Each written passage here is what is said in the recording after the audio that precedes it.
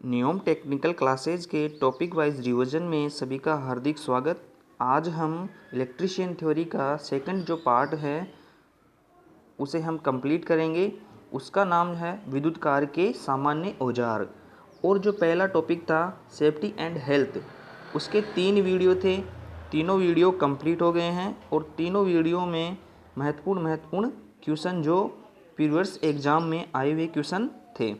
और इसी प्रकार से इस जो टॉपिक के भी जो प्रीवियस एग्ज़ाम में क्वेश्चन आए हुए हैं और जो आने की संभावना है वह क्वेश्चन इसमें टॉपिक वाइज टॉपिक डाले गए हुए हैं।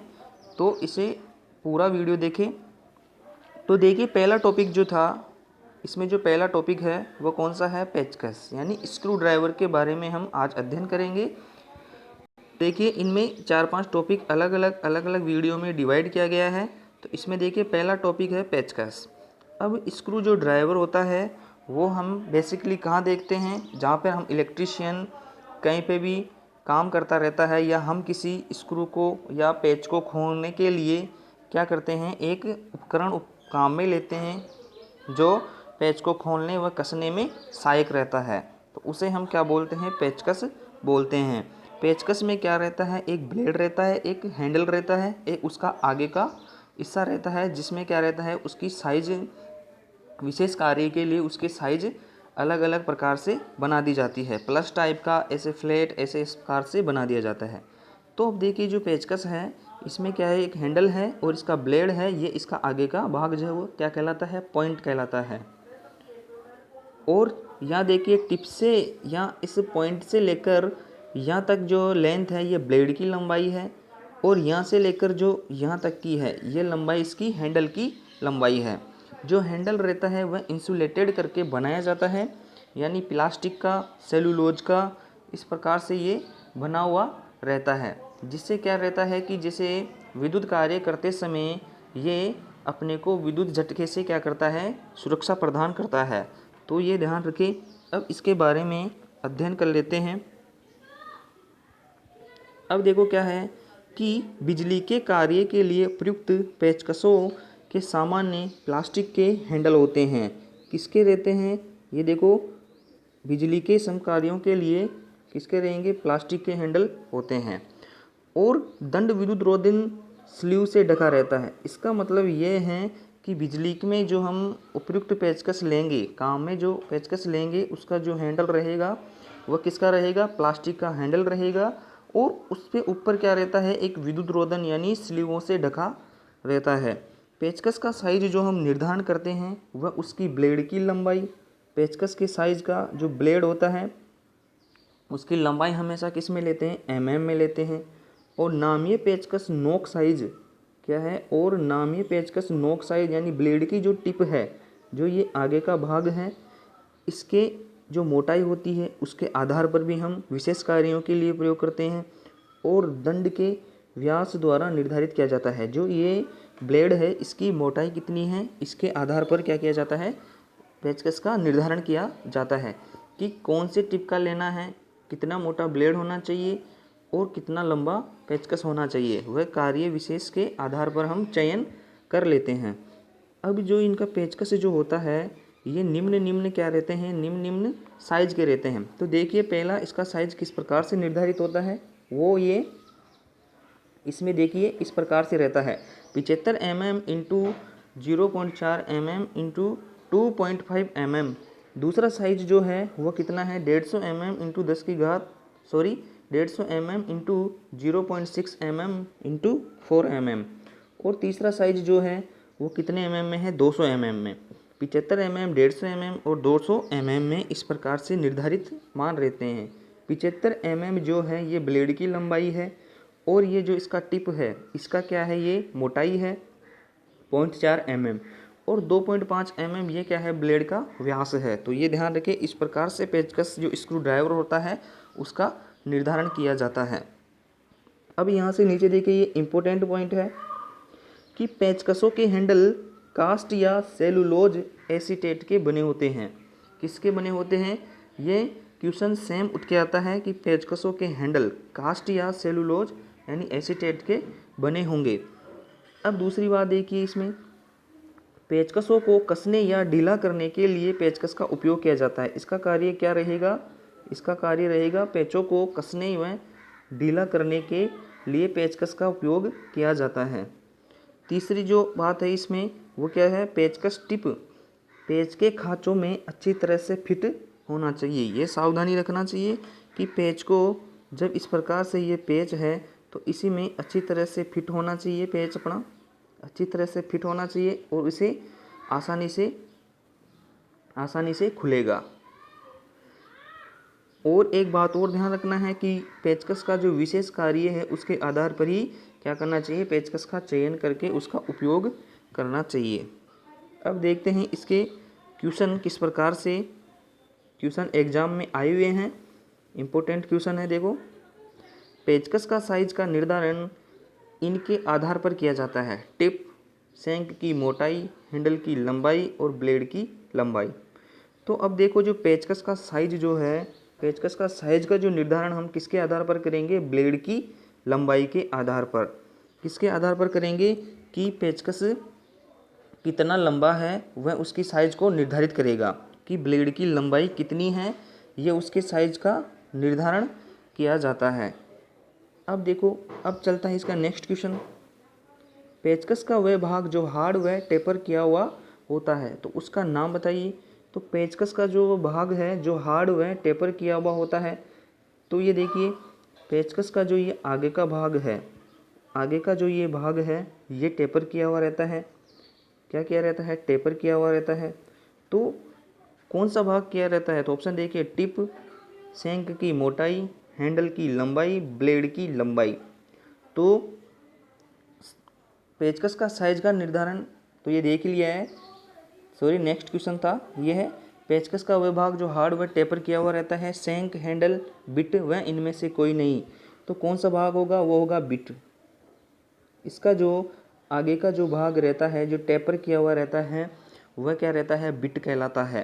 तो वही भाग हार्ड व टेम्पर किया हुआ रहता है।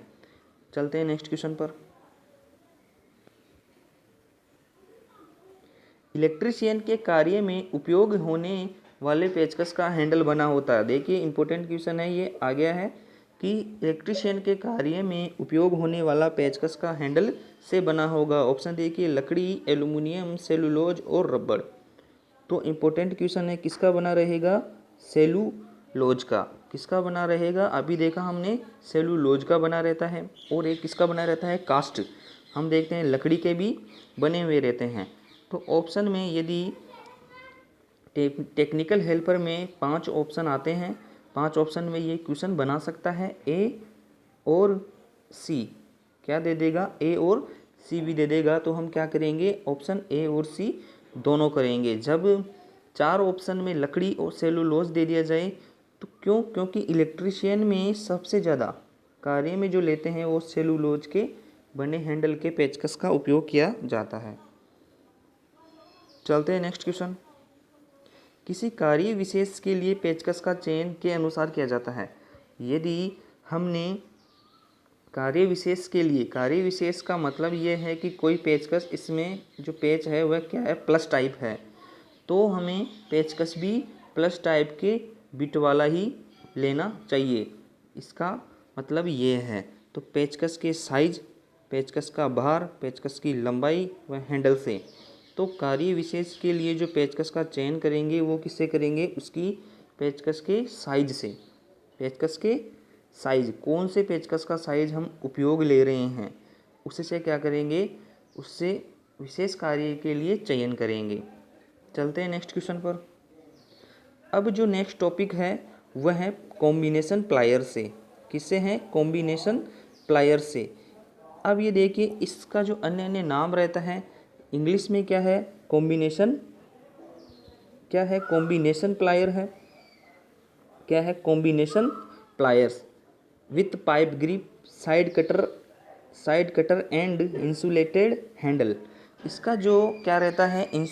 ये कॉम्बिनेशन प्लायर रहता है, इसे बोलते हैं बहुक्रिया प्लायर्स। किस में बोला जाता है? ये निम्मी भाषा में बोला जाता है बहुक्रिया प्लायर्स, ध्यान रखें। और इसका जो प्लायर्स का जो हैंडल रहता है वो क्या रहता है? विद्युत रोधित रहता है। और इसमें क्या रहता है?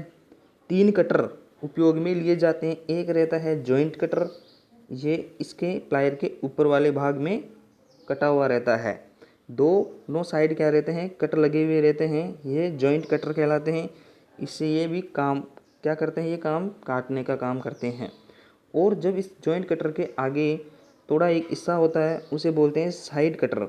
एक ये बीच में रहता है साइड कटर। अब इसके आगे एक रहता है पाइप ग्रिप। क्या रहता है, पाइप ग्रिप लगा रहता है। तो पाइप जो ग्रिप रहता है ये क्या करता है, जैसे भी कोई राउंड शेप यानी बेलनाकार शेप में कोई रोड हो उसे जकड़कर पकड़ने के लिए ये उपयोग किया जाता है। इसका एक आगे का हिस्सा रहता है, उसमें क्या रहती है, ग्रिप सरफेस रहती है। जैसे कोई वायरिंग कर रहे हैं तो पाइप से वायर को पकड़कर खींचने में इसका उपयोग किया जाता है, जिससे क्या होता है कि वायर फिसलता नहीं है, वह अच्छी तरह से पकड़ सकते हैं। तो ये ध्यान रखें। और जो ये एक और ध्यान रखें इसमें कि जो प्लायर का जो जबड़ा रहता है, दोनों जबड़े जो रहते हैं ये किससे जुड़े हुए रहते हैं, ये जुड़े रहते हैं रिवेट से। किससे जुड़े रहते हैं, रिवेट से, ये ध्यान रखें। और इसका हैंडल जो रहता है वह इंसुलेटेड रहता है। और इंसुलेटेड हैंडल के ही प्लायर्स का हम उपयोग करेंगे विद्युत कार्य के लिए, ये ध्यान रखें, नहीं तो हमें विद्युत का झटका लग सकता है। अब चलते हैं इसके बाद कर लेते हैं। ये कुटित स्टील से बना होता है, ये ध्यान रखें, ये कठोर स्टील से बना होता है। कुटित यानी कठोर स्टील से बना होता है।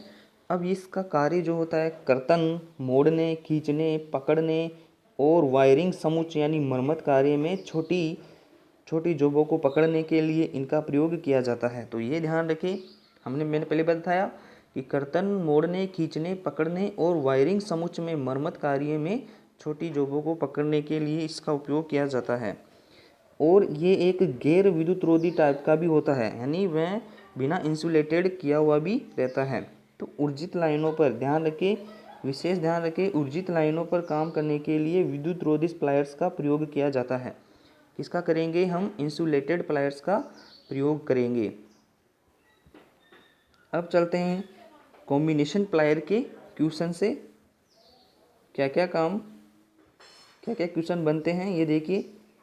एक इलेक्ट्रीशियन के कार्य में सबसे अधिक उपयोगी होता है। अब जो इलेक्ट्रीशियन होता है, जो विद्युतकार होता है, उसके कार्य में सबसे अधिक उपयोगी जो प्लायर होगा वो कौन सा होगा, वो होगा साइड कटिंग, कौन सा होगा, देखिए ऑप्शन देखिए, side cutting plier, knows plier, gas plier, insulated combination plier. तो एक इलेक्ट्रीशियन कार्य के लिए सबसे अधिक उपयोगी जो प्लायर्स होते हैं वो कौन से होंगे, वो होंगे side cutting plier, insulated combination plier. और अब देखो कौन से होंगे, insulated combination plier. Insulated combination जो प्लायर होते हैं उनका जो अन्य दूसरा नाम होता है क्या रहता है, एक अन्य नाम से भी जाना जाता है, वो होता है अभियांत्रिका प्लायर्स, जिसे बोलते हैं इंजीनियर प्लायर। क्या बोलते हैं, इंजीनियर्स प्लायर भी इसे कहा जाता है। ये देखो यहाँ पे नाम लिखा हुआ है, इंजीनियर्स प्लायर्स, कॉम्बिनेशन प्लायर्स होते हैं, इसे बोलते हैं अभियांत्रिका प्लायर्स और इंजीनियर्स प्लायर्स। किसे बोलते हैं, ये कॉम्बिनेशन प्लायर को बोला जाता है। इसे एक हिंदी में अन्य नाम रहता है संयुक्त प्लायर। ये क्वेश्चन था जो हमने कर लिया। इलेक्ट्रीशियन कार्य के लिए जो प्लायर प्रयोग किए जाते हैं वो कौन से होंगे, इंसुलेटेड कॉम्बिनेशन प्लायर। अब चलते हैं नेक्स्ट क्वेश्चन पर। कॉम्बिनेशन प्लायर के साइज का निर्धारण किया जाता है। अब देखो जो कॉम्बिनेशन जो प्लायर होते हैं उनके साइज का निर्धारण कैसे करेंगे, जबड़े के सिरे से हैंडल के अंत सिरे तक बी है तक, और जबड़े की चौड़ाई से सी है, जोड़ लगे रिवेट की साइज से, या डी है हैंडल के साइज से। तो हमेशा ध्यान रखें कॉम्बिनेशन प्लायर के साइज, जो सभी प्लायर्स होते हैं उनके जो साइज होते हैं और कॉम्बिनेशन प्लायर के साइज जो होते हैं उनका निर्धारण जबड़े के सिरे से लेकर हैंडल के अंत सिरे तक क्या करते हैं, नाप कर उसका निर्धारण करते हैं।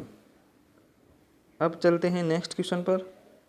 कॉम्बिनेशन प्लायर्स का उपयोग किया जाता है। तो कॉम्बिनेशन प्लायर का उपयोग किया जाता है ऑप्शन देखिए तारों को मोड़ने के लिए, छोटे नट बोल्ट खोलने व कसने के लिए, तांबे व एल्युमिनियम की तारों को काटने के लिए, डी है सभी के लिए। तो हम अभी पिछले देखा है कि कॉम्बिनेशन प्लायर का जो उपयोग करते हैं वो किस लिए करते हैं, सभी के लिए किया जाता है। तारों को मोड़ने के लिए भी किया जाता है, छोटे नट बोल्ट खोलने के लिए भी किया जाता है, तांबे व एल्युमिनियम की तारों को काटने के लिए भी किया जाता है। तो चलो अब नेक्स्ट क्वेश्चन पर चलते हैं। निम्नलिखित में से किस हैंडल टूल का उपयोग पाइप व रोड जैसी गोल चीज़ों को पकड़ने व तारों को मरोड़ने और काटने जैसे कई कार्यों के लिए किया जा सकता है। अभी हमने टॉपिक में पढ़ा कि कौन सा हैंड टूल यानी जिसे हाथ से उपयोग में हाथ से कार्य किया जाता है तो हैंड टूल होगा, और पाइप और रोड जैसी गोल चीज़ों को पकड़ने के लिए हम प्रयोग करते हैं कौन सा प्लायर करते हैं, कॉम्बिनेशन प्लायर में हमने ये पढ़ा। और मरोड़ने और काटने जैसे कई कार्य किए जाते हैं। DMRC 2020 में ये क्वेश्चन पूछा। तो वो कौन से उपकरण से करेंगे, फाइल से करेंगे या स्क्रू ड्राइवर से करेंगे या प्लायर के से करेंगे या रैंक से करेंगे। तो हमेशा ध्यान रखें पकड़ने, मोड़ने और गोल चीज़ों को पकड़ने और छोटी चीज़ों को काटने के लिए जो हम प्रयोग लेंगे वो कौन सी चीज़ें ली जाती है, प्लायर प्रयोग में लिए जाते हैं। अब चलते हैं नेक्स्ट क्वेश्चन पर। टर्मिनल के निकट वाले छोटे तार और केबलों को काटने के लिए, अब देखिए केबलों को काटने के लिए और क्या है, टर्मिनल के निकट छोटे तार और केबल को काटने के लिए आमतौर पर किस उपकरण का उपयोग किया जाता है। तो ये बताना है कि कौन से उपकरण का प्रयोग करेंगे टर्मिनल के निकट छोटे तार और केबल को काटने के लिए। ये MPPKVCL 2017 के एग्जाम में आया। ऑप्शन देखिए इलेक्ट्रीशियन चाकू, डायनोगल कटिंग प्लायर, सी है संयुक्त प्लायर और डी है राउंड नोज प्लायर। तो हम जो केबलों को काटने के लिए जो आमतौर पर जो इलेक्ट्रीशियन उपयोग में लेता है विद्युतकार, वो कौन सा उपकरण लेता है, वो लेता है संयुक्त प्लायर। ध्यान रखें कौन सा लेगा, संयुक्त प्लायर, इसे बोला जाता है कॉम्बिनेशन प्लायर। अब चलते हैं नेक्स्ट क्वेश्चन पर। प्लायर के जो दोनों जबड़े होते हैं वह जुड़े रहते हैं। इंपॉर्टेंट क्वेश्चन है। नट बोल्ट से, शोल्डर से, रिवेट से या बेल्डिंग से, किससे जुड़े होंगे, ध्यान रखिए रिवेट से। चलते हैं नेक्स्ट क्वेश्चन पर। अब जो क्वेश्चन टॉपिक रहेगा वो रहेगा लॉन्ग नोज प्लायर। जो लॉन्ग नोज प्लायर जो है इसके नाम से ही पता चलता है कि इसका जो नोज रहता है वह क्या रहता है, बड़ा रहता है, और इसका जो आगे का जो नोज रहता है वह किस में रहता है, एक राउंड शेप में रहता है। ये ध्यान रखें लंबी नाक प्लायर, इसे क्या बोला जाता है, लंबी नाक प्लायर। और स्नीप नोज प्लायर्स और साइड कटर, कौन सा, ये एक तरह से इसमें क्या है कि साइड कटर भी रहता है और ये लंबी नोज के साथ रहता है, क्या रहता है, लॉन्ग नोज प्लायर। अब इसकी जो साइज रहती है वह कहाँ कितनी रहती है, 100 mm से लेकर 150 mm तक। और जो कॉम्बिनेशन प्लायर था उसकी जो साइज़ थी वो थी 150 mm से लेकर 200 mm, यानी 15 सेंटीमीटर से लेकर 20 सेंटीमीटर। जबकि साइड कटर प्लायर की जो साइज़ होती है वो होती है 10 सेंटीमीटर से लेकर 15 सेंटीमीटर के बीच में। अब देखिए, अब इसके बारे में देख लीजिए। इम्पोर्टेंट बात है कि जहाँ अंगुलियाँ नहीं पहुँचती वहाँ छोटी वस्तु को पकड़ने के लिए लंबी नाक प्लायर्स का उपयोग किया जाता है। इम्पोर्टेंट पॉइंट है कि जहाँ अंगुलियाँ नहीं पहुँच सकती वहाँ छोटे वस्तु को पकड़ने के लिए लंबी नाक प्लायर्स का उपयोग किया जाता है। अब चलो इसके बारे में क्वेश्चन देख लेते हैं।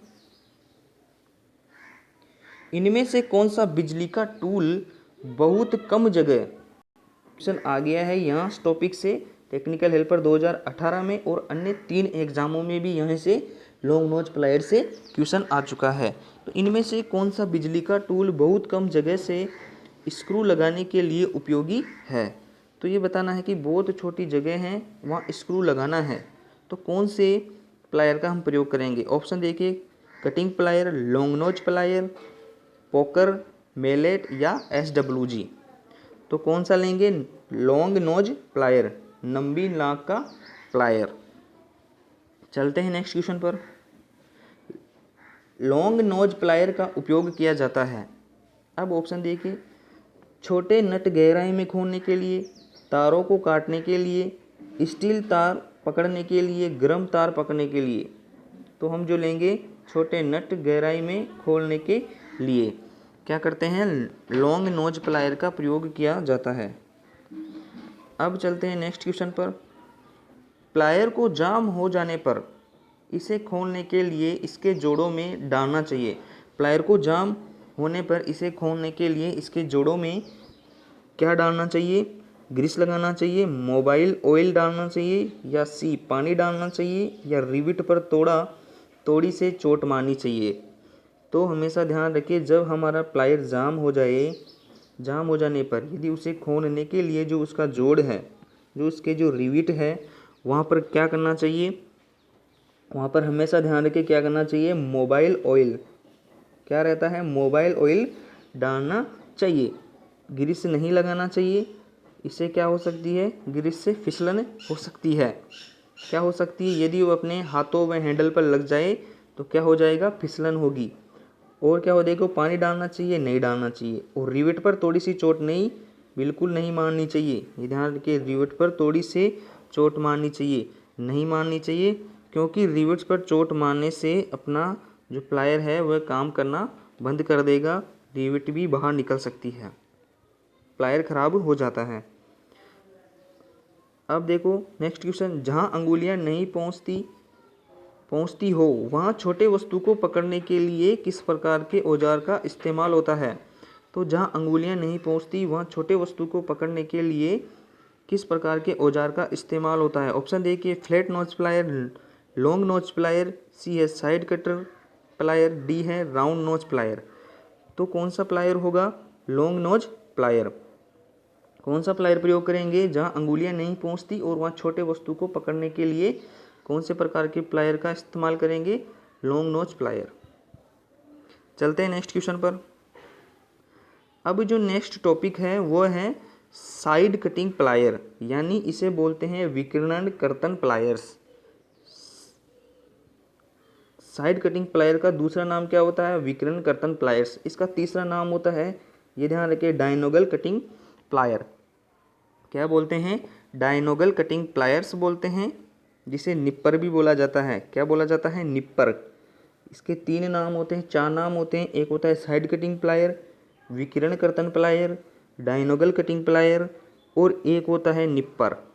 क्या बोलते हैं? निप्पर। इसी के नाम हैं, ध्यान रखिए, इंपॉर्टेंट क्वेश्चन यहाँ से बनते हैं। साइड कटिंग प्लायर, विकिरण कर्तन प्लायर्स, डायनोगल कटिंग प्लायर्स और निप्पर।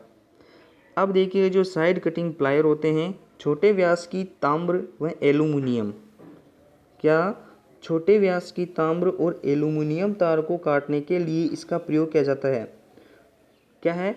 एल्यूमिनियम और जो तांबे की छोटे व्यास यानी 4 mm से जो कम मोटे तार होंगे, 4 mm से कम मोटे तार होंगे, उससे काटने के लिए किसका प्रयोग करेंगे? साइड कटिंग प्लायर, जिसे बोलते हैं डायनोगल कटिंग प्लायर्स, निपर बोला जाता है। एक विकिरण कटिंग प्लायर भी बोला जाता है।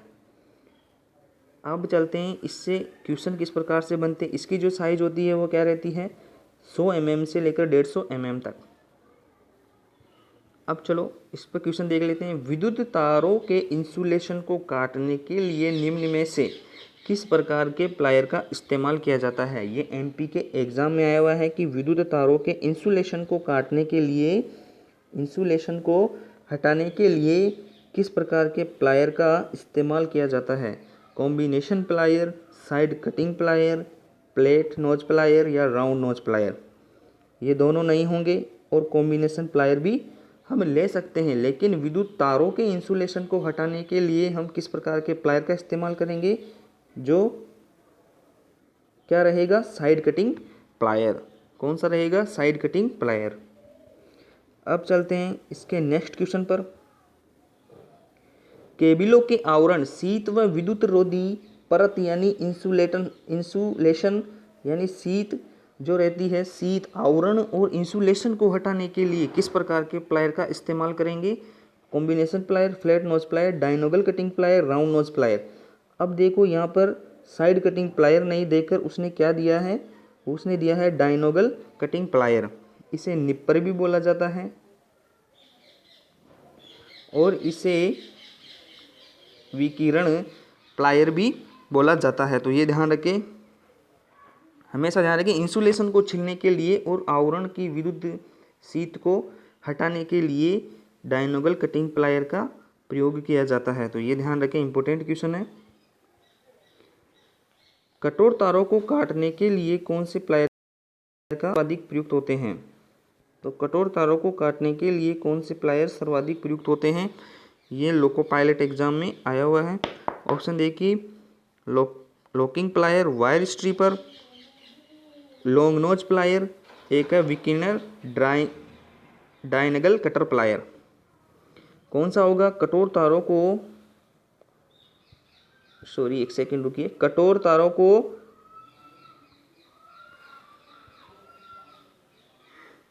को काटने के लिए जो प्लायर हम सर्वाधिक प्रयोग करेंगे वो कौन सा करेंगे? वो करेंगे विकर्णी डायनगल कटिंग प्लायर। कौन सा होगा? डी। चलते हैं नेक्स्ट क्वेश्चन पर। सामान्य जो साइड कटिंग प्लायर्स की जो साइज होती है वो कितनी रहती है? कितनी होती है? 150 mm या 15 सेंटीमीटर। कितनी? 10 सेंटीमीटर से लेकर 15 सेंटीमीटर, और mm में पूछे तो 100 mm से लेकर 150 mm तक। ये ध्यान रखें।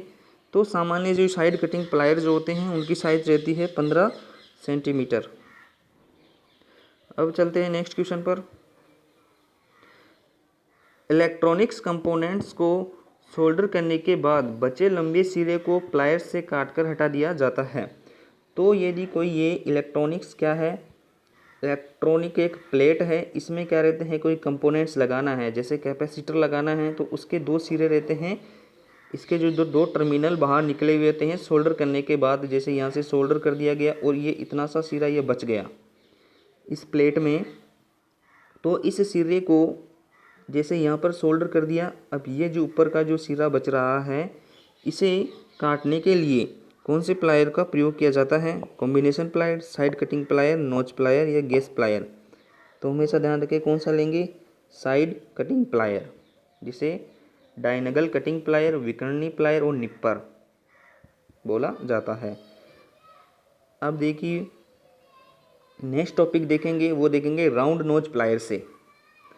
अब राउंड जो नोज प्लायर होते हैं वो उनका जो साइज रहता है वो 100 mm से लेकर 150 mm तक रहते हैं, और जो इसका जो आगे का जो नोज रहता है वो कौन से प्रकार का रहता है? वह राउंड में रहता है। अब इसके बारे में देख लीजिए। गोल नाक प्लायर का इस्तेमाल तार के हुक व लूप बनाए जा सकते हैं।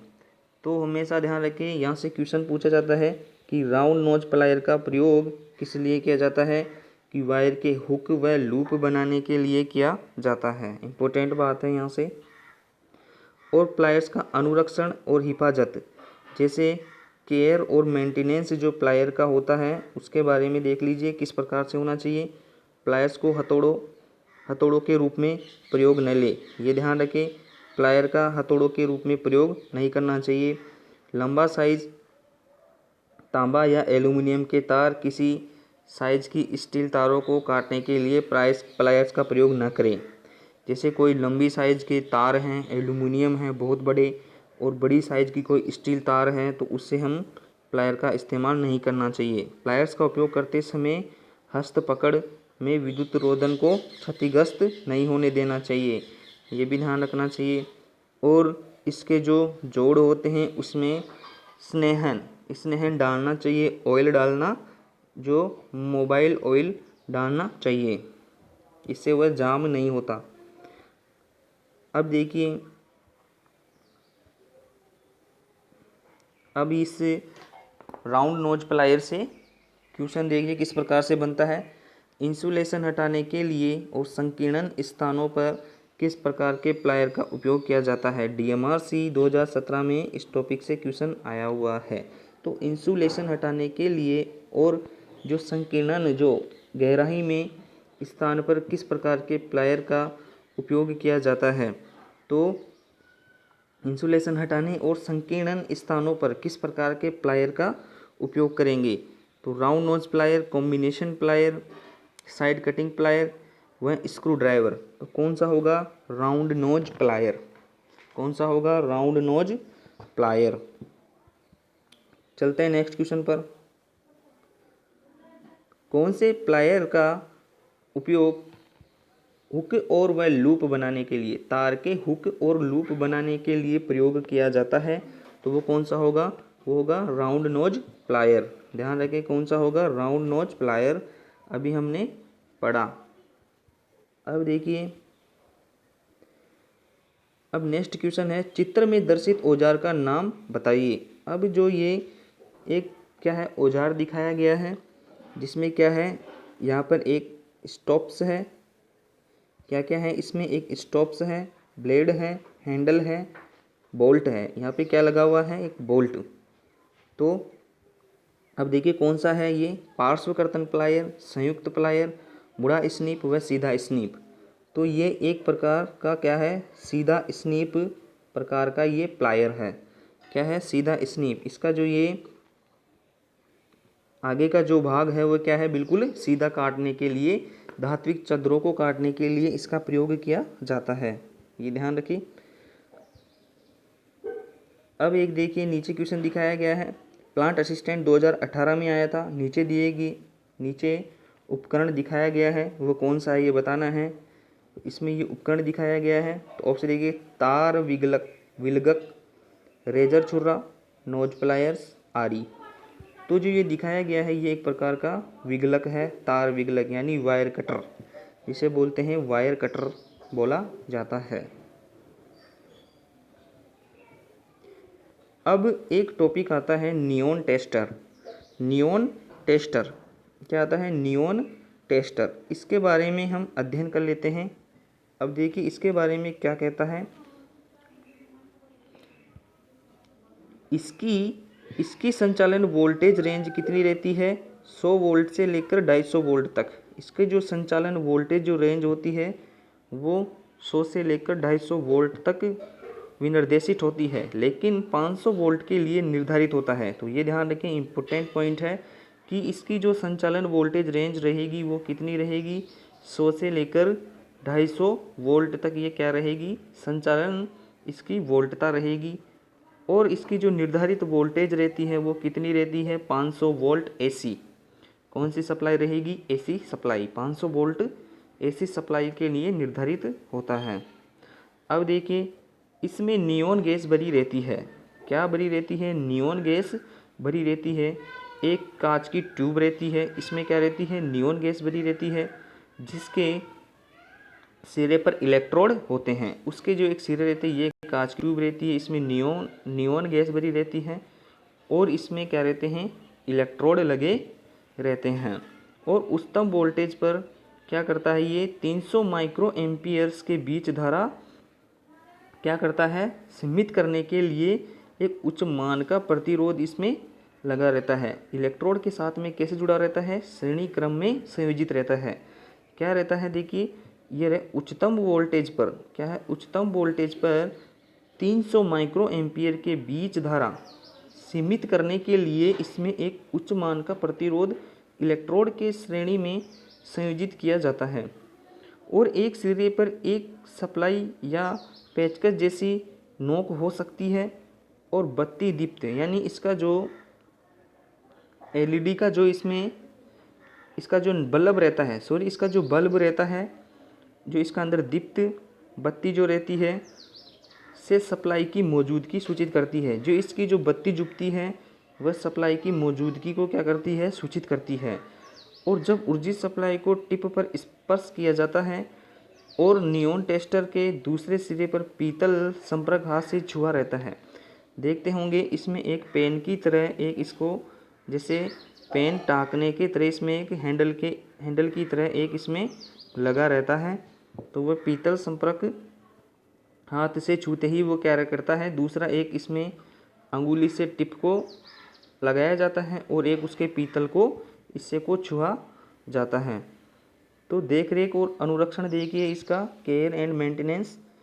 विनिर्देशित रेंज के बजाय उच्चतर वोल्टता के लिए नियॉन टेस्टर का कभी प्रयोग नहीं करना चाहिए। ये ध्यान रखें, अति उच्चतर जो वोल्टता होती है उसकी सत्यता को जांचने के लिए नियॉन टेस्टर का उपयोग नहीं करना चाहिए।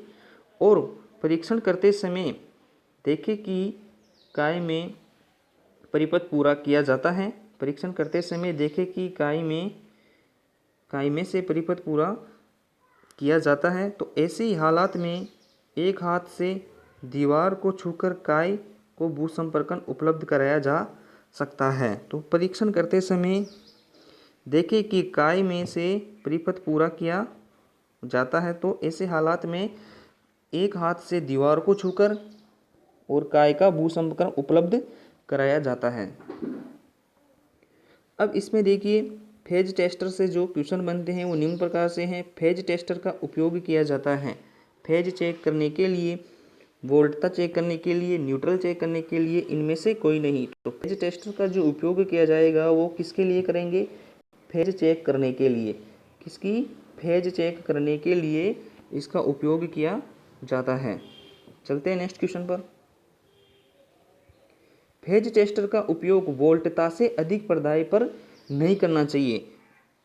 ऑप्शन दी कि 12 volt DC, 24 volt AC, 36 volt DC, 500 volt AC. तो कौन सा होगा? 500 वोल्ट एसी से अधिक पर इसका उपयोग नहीं करना चाहिए। अब नेक्स्ट क्वेश्चन है, फेज टेस्टर में लगा लैंप होता है। ये टेक्निकल हेल्पर और PGCIL 2018 में आया हुआ है कि फेज टेस्टर में लगा जो लैंप होता है वो होता है, ऑप्शन देखिए LED, नियॉन लैंप, सी है टंगस्टन फिलामेंट लैंप और डी है CFL। तो हमेशा ध्यान रखें फेज टेस्टर में जो लैंप प्रयोग में लेते हैं वो कौन सा लेते हैं? Neon lamp. इसी लैंप के आधार पर इसका नाम रखा गया। चलते हैं नेक्स्ट क्वेश्चन पर। परिपथ के सात्यता के परीक्षण के लिए निम्न में से किसका उपयोग किया जाता है? DMRC 2020 में आया हुआ है कि परिपथ के जो सात्यता के परीक्षण के लिए निम्न में से किसका उपयोग करेंगे? ऑप्शन देखिए मेगर, नियॉन टेस्टर, विवो मापी व वोल्ट मापी। तो परिपथ के जो सात्यता के परीक्षण के लिए कि सत्यता में जांचने के लिए कि इसमें विद्युत फेज है या नहीं है, विद्युत सप्लाई है या नहीं है, विद्युत फेज है या नहीं है, तो इसका जो प्रयोग किया जाता है वो कहेंगे नियॉन टेस्टर का। किसका करेंगे? नियॉन टेस्टर का। अब नेक्स्ट क्वेश्चन देखिए, नियम परिपथ परीक्षक यानी नियॉन सर्किट टेस्टर का उपयोग सामान्यतः किसका परीक्षण करने के लिए किया जाता है? DMRC 2020 में आया हुआ है। फेज, भूसंपर्कन, उदासीन व खुला परिपथ। तो जो नियॉन सर्किट टेस्टर का उपयोग सामान्यतः कौन से परीक्षण के लिए करेंगे? फेज की जांच के लिए। किसके लिए? फेज की जांच के लिए। चलते हैं नेक्स्ट क्वेश्चन पर। नियॉन परिपथ परिरक्षक इनमें से किसके लिए प्रयुक्त एक सस्ता एवं उपयोगी उपकरण है? DMRC 2020 में आया हुआ है कि नियॉन परिपथ परिरक्षक इनमें से किसके लिए प्रयुक्त एक सस्ता एवं उपयोगी उपकरण है? भूसंपर्कन प्रतिरोध को नापने के लिए, विद्युतीय परिपथ की सात्यता की जांचने के लिए, सी है लाइन धारा मापने के लिए, परिपथ के विद्युत होने व न होने की जांच करने के लिए। तो ये ध्यान रखिए, इंपॉर्टेंट पॉइंट है। क्या होगा? परिपथ की विद्युतीय होने व न होने की जांच करने के लिए क्या किया जाता है? नियॉन टेस्टर का हम प्रयोग करते हैं। अब जो आज का अंतिम क्वेश्चन रहेगा, एक नियॉन टेस्टर को इसके वोल्टेज द्वारा निर्देशित किया जाता है। DMRC 2020 में आया हुआ है कि एक नियॉन टेस्टर को इसके वोल्टेज द्वारा निर्देशित किया जाता है। तो निर्धारित आपूर्ति से करेंगे या कार्यकारी से करेंगे, उपलब्ध आपूर्ति से करेंगे या अधिकतम से करेंगे। तो ये ध्यान रखें कि एक नियॉन जो टेस्टर होता है उसका जो निर्देशित किया जाता है वह उसकी वर्किंग वोल्टेज कौन सा होगा? उसकी कार्यकारी जो वोल्टेज होगी, कौन सी वोल्टेज बताना है? कार्यकारी, उसकी वर्किंग वोल्टेज के द्वारा उसको निर्देशित किया जाता है। ये ध्यान रखें, इम्पोर्टेंट क्वेश्चन है, ये DMRC 2020 में आया हुआ है। और इसी प्रकार से इसके अभी और बाकी टूल्स हैं, उनके बारे में हम एक एक वीडियो बना के अलग अलग से हम अध्ययन करेंगे, टॉपिक वाइज रिवीजन करेंगे। और यदि आपको वीडियो पसंद आया है तो वीडियो को लाइक करें, सब्सक्राइब करें, अपने दोस्तों के साथ शेयर ज़रूर करें। धन्यवाद। जय हिंद, जय भारत।